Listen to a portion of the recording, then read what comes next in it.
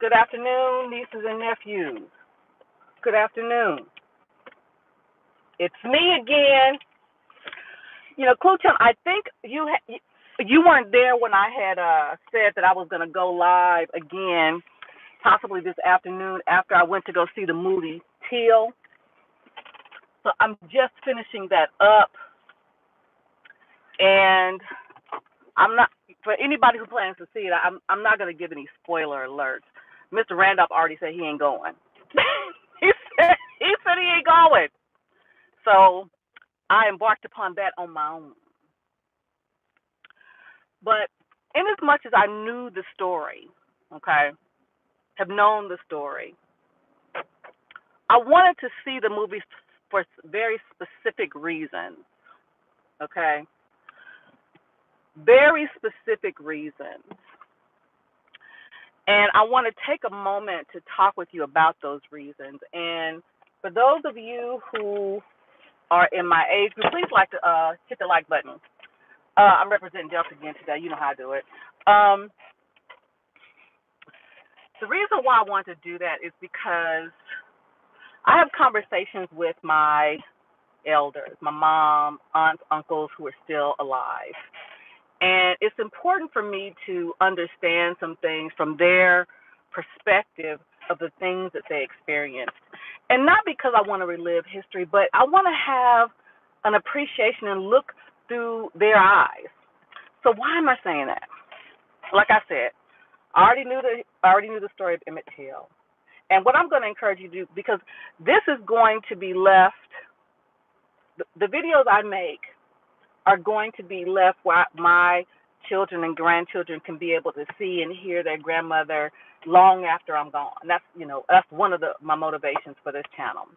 But I also sat at the feet. One of the very first interviews I did was my mom, and because I was a very young new YouTuber, the echo is ridiculous. So anyway, we're talking. One time, me and my mom were talking about Emmett Till that came up, and she talked about, again, this is way before the movie.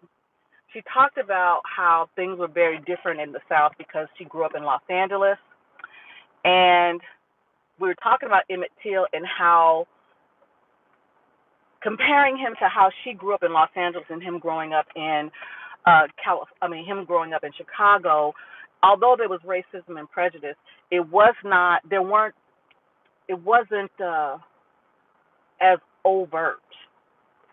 So my mom recounted a story that, like in the movie, spoiler alert, sorry, like in the movie, Emmett Till went to go visit his cousins in Money, Mississippi.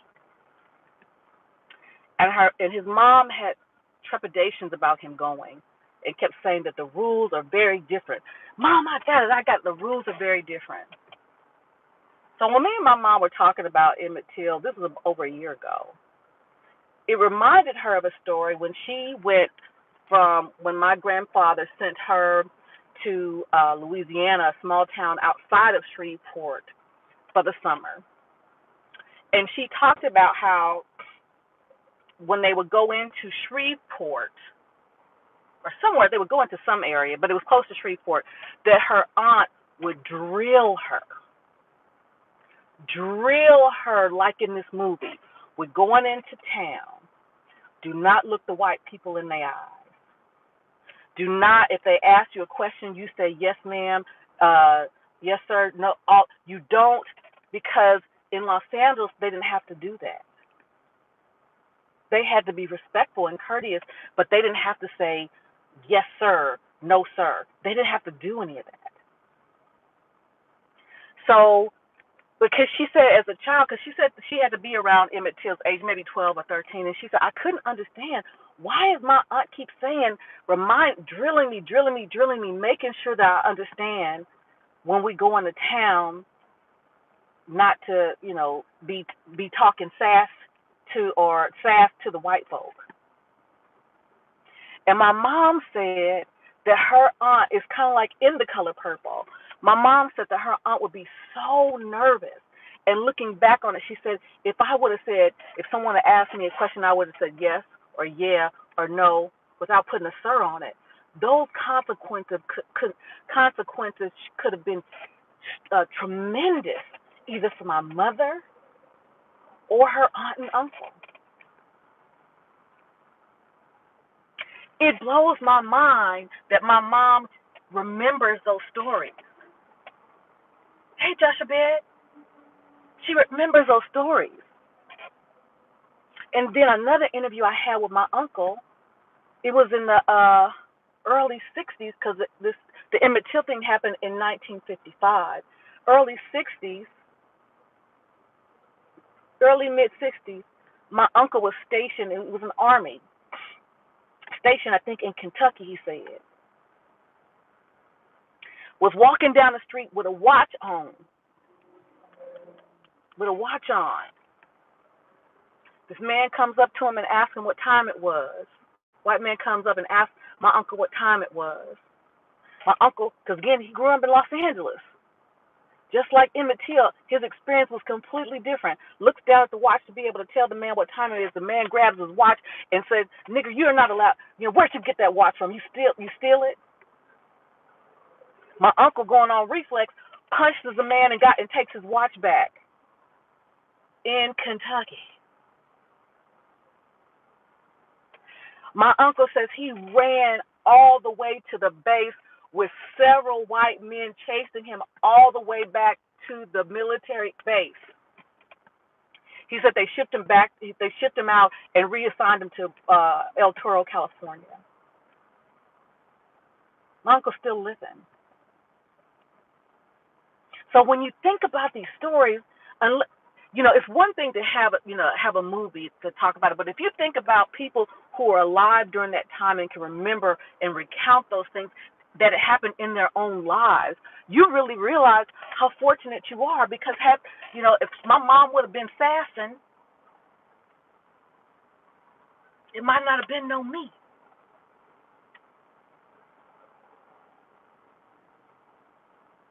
I didn't cry like I thought I was gonna cry though. And I understand that the movie may not be for everybody, because like I said, Mr. Randolph said he ain't seeing it. My mom said she ain't seeing it. She said, I don't need to see it. I lived it. She said, I don't need to see it. I lived it. But I like to see those stories because, again, it gives me added appreciation. It does. Added appreciation. It gives me added appreciation for the recounting of the story for Mamie Till, the strength that she had to have, and also the men in the movie who testified and the families who had to get out of town after they testified, because you couldn't testify against a white person and live. So we on Lock Nation asked me if I think that this will be a good movie for him to take his children to. And since I've seen it, I would say yes. They're 8 and 11. Because, there were the characters, but people in the movie, or characters in the movie, if you will. Medgar Evers. I remember learning about him in school, hearing those names. Maree Evers.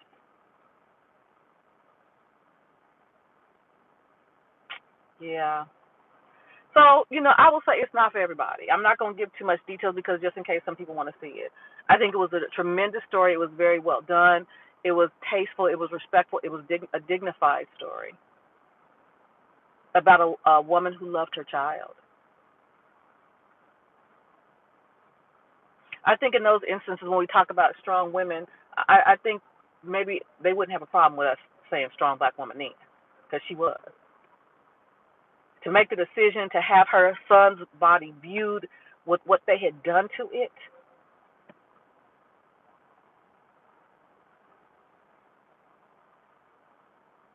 So I watch those movies to remind me not to be too high, or think too highly of myself. Not to think too highly of myself. And I love the part in the movie that she had strong men with her. She had her fiance, also her father,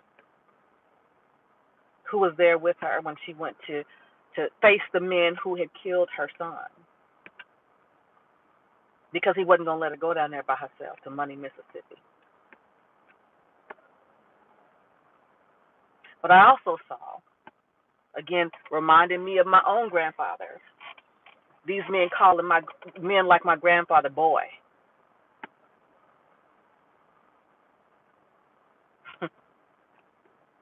Yeah, calling men boys.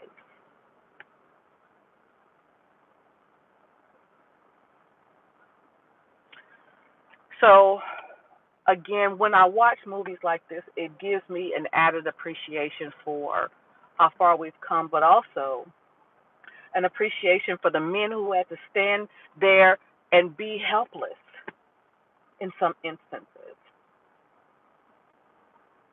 and the strength that took to stand, to want to do something, but to know, had you done it,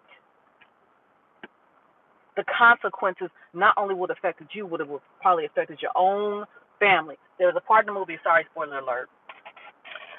Mamie asked her uncle, "You had a shotgun in your house. When those men came to your house, why didn't you?" And he said, "They had a gun." She said, "You had a gun." She said, "If if I would have shot those men, they would have killed my whole family. It would have been hunting season for every Negro in money." And he wasn't lying. He said, "So I had to make a choice. In that split moment, I had to make a choice. Your son or my whole family." A man. A man. They calling him boy. That's why you see those signs going back to the civil rights movement. You see various pictures, black and white pictures, and the men are holding signs, "I'm a man," because they were calling our men boys.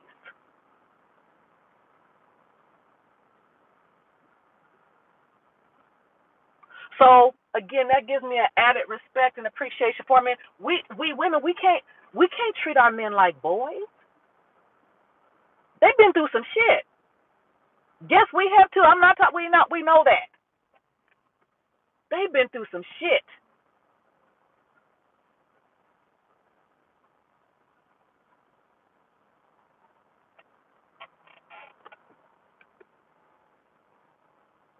They've been through some shit.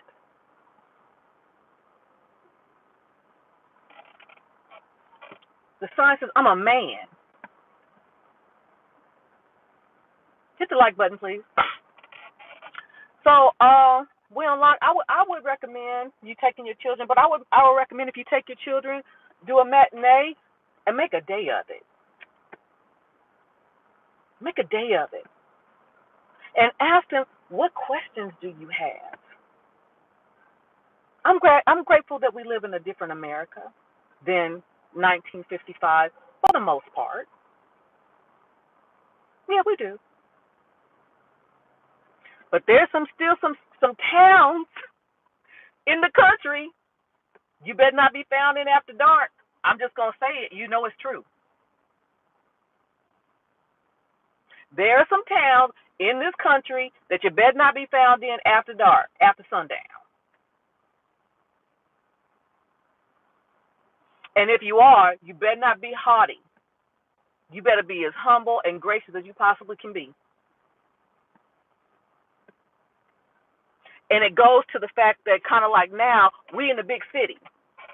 Chicago was a big city, but if you go down to Money, Mississippi, you better get your mind right,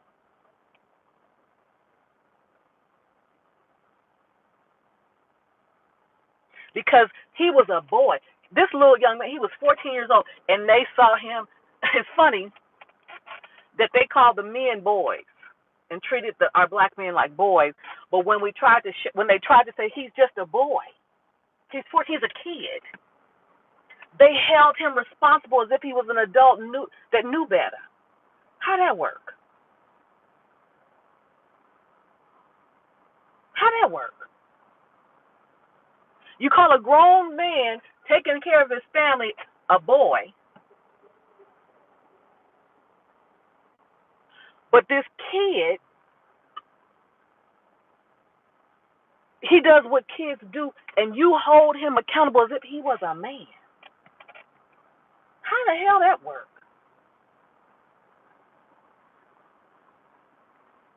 So, yeah, I think it's a movie. Like I said, I think if you take your children to see it, you know, like make a day of it. You know, a day of it, ending it on a positive note, because there's so many things in our history that is a black blemish on our history. And as a matter of fact, there are several movies during the previews that are coming up that show stories that have to do with valor, prejudice, social change, dealing with in the military. There's Jewish families. It's I see there's a theme coming of movies that speak to a certain intestinal fortitude as it relates to social change.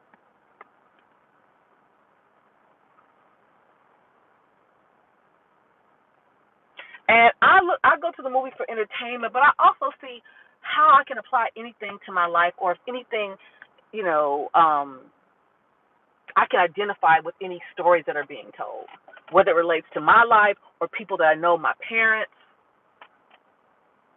So again, there are a couple of stories that are coming up in the next couple of months, and I think they focus on Jewish families, and I think that those are going to be some good stories too. But there's also a story about I forget the name of it, but it has to do with a young man going to the Marine Corps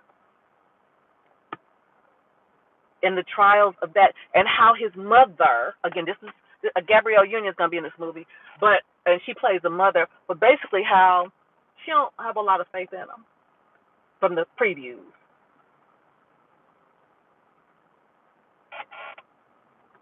So I think these movies are good as far as teaching opportunities for integrity, intestinal fortitude, valor, honor, courage, humility, sacrifice. So I like those kinds of movies because again, it reminds us that we have to be grateful. We should be. So that's my critique, real quick. Again, I'm not going to give too many spoiler alerts, but too many spoilers. But I think overall it was a good movie. It's not a movie that I would need to see again. It's not a movie I would need to see again because if I like it, sometimes I'll go see it again. Like Woman King, Black Panther, you know, Bad Boys 2. But it's not a movie I need to see again. But it definitely was a good movie. So anyway, that's it. I'm gonna finish my day. I'm out and about enjoying myself. So anyway, y'all have a good one. Ciao for now.